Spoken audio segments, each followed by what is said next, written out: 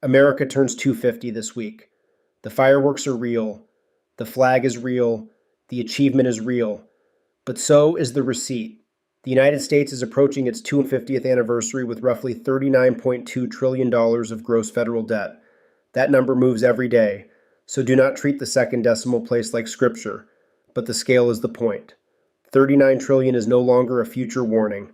It is the balance sheet America is carrying into its semi-quincentennial. And the question is not whether America is finished. That is lazy. The better question is, what kind of money can carry the next 250 years? Start with the strongest patriotic case. America is still one of the most extraordinary experiments in human history, a country built around written constraints on power, separation of powers, property rights, speech, courts, contracts, the idea that the state does not simply own the citizen. That architecture helped create the deepest capital markets on earth, the strongest innovation machine in modern history, and a culture where people still cross oceans for the chance to build. That deserves more than cynicism. It deserves gratitude. But gratitude is not the same thing as blindness. The fiscal machine now runs on promises that compound faster than the political system can honestly explain them. The Congressional Budget Office projects a federal deficit around $1.9 trillion in fiscal year 2026. It also projects deficits rising over the next decade, with net interest costs growing as a share of the economy. That phrase, net interest, sounds boring. It is not. Interest is the receipt for past promises. It is money paid before the government builds a road, funds a program, fixes a bridge, pays a soldier, or mails a check. It is the cost of yesterday's borrowing showing up in today's budget. That is the uncomfortable part of the 250-year birthday. The founding generation argued about debt because they understood something modern politics tries to avoid. Debt can become a quiet transfer of power, not because borrowing is always evil. Every household, company, and government sometimes uses credit. The problem is when borrowing becomes the default political language. Promise now, finance later, roll it forward. Let the next Congress, the next voter, or the next generation deal with the math. That is not a left-wing problem or a right-wing problem. It is a system problem.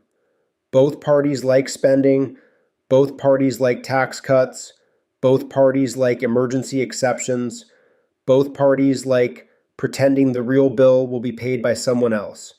And the bill is no longer hidden.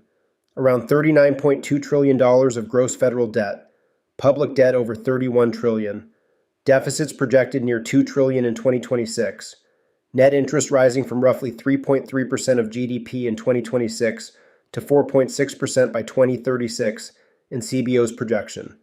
Again, do not memorize the decimals. Memorize the direction. The machine is asking the future to finance the present. That is where Bitcoin enters the story. Not as a magic American flag coin, not as a party platform, not as a guarantee that every holder gets rich. Bitcoin matters here because it reintroduces a word the fiscal system keeps escaping. Constraint. 21 million is not a vibe. It is not a campaign promise. It is not a committee projection. It is a rule enforced by every node that refuses invalid money. That does not make Bitcoin a complete substitute for government.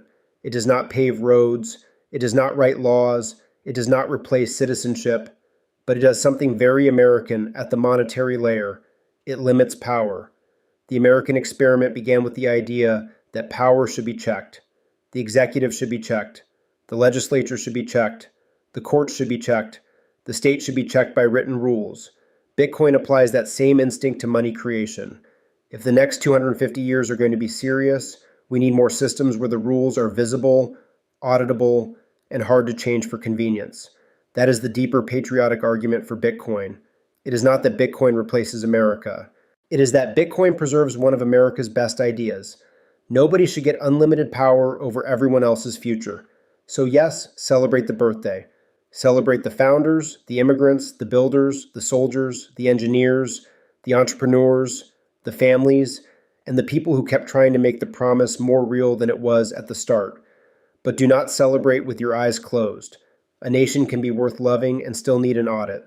America turns 250 with fireworks in the sky and a $39 trillion tab on the table. The next 250 years will not be secured by slogans. They will be secured by better rules. And in money, Bitcoin is the best rule set humanity has ever shipped. educational only, not financial advice.